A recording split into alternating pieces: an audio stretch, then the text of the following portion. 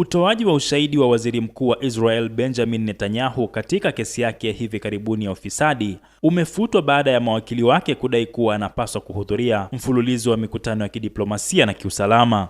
Ushahidi wa Netanyahu katika kesi hiyo ya jinai uliokuwa umepangwa kutolewa Jumatatu ulifutwa baada ya mawakili wake kuwasilisha ombi katika mahakama ya wilaya, wakieleza kuwa ratiba yake imejaa mikutano hadi saa za usiku. Mara ya mwisho kiongozi huyo kufika mahakamani ilikuwa Aprili 28 mwaka 2026 baada ya kuilazimisha mahakama kuahirisha kesi hiyo kwa miezi miwili kutokana na mashambulizi yanayoendelea kati ya Marekani, Israel na Iran. Uchokozi huo wa jinai dhidi ya Iran ulianza kwa mashambulizi ya anga yaliyosababisha vifo vya maafisa wakuu na makamanda wa Iran. Vikosi vya jeshi la Iran vilijibu kwa kurusha makombora na droni kila siku, vikilenga maeneo katika ardhi inayokaliwa na Israel pamoja na kambi za kijeshi na mali za Marekani katika kanda hiyo. Gazeti la Maariv la Israel liliripoti mnamo Aprili 27 mwaka huu kuwa tangu kuanza kwa vita na Iran, Netanyahu hajatoa ushahidi licha ya vikao vyote vya mahakama kurejea.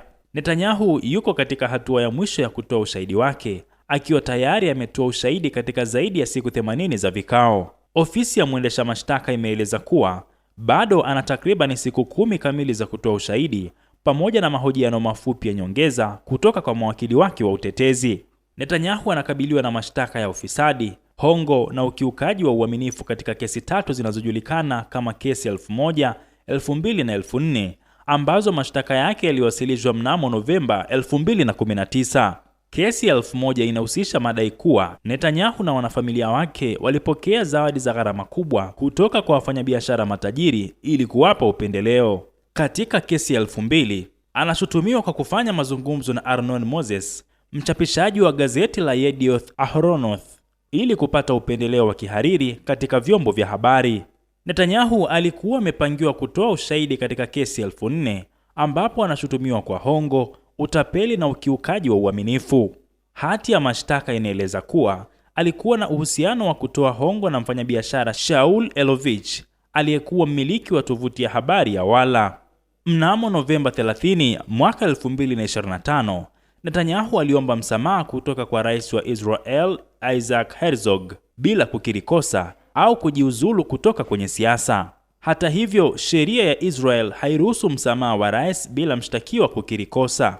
Tangu kuanza kwa kesi yake mwaka 2020, Netanyahu amekanusha mashtaka yote, akidai kuwa ni kampeni yenye malengo ya kisiasa inayolenga kumwondoa madarakani.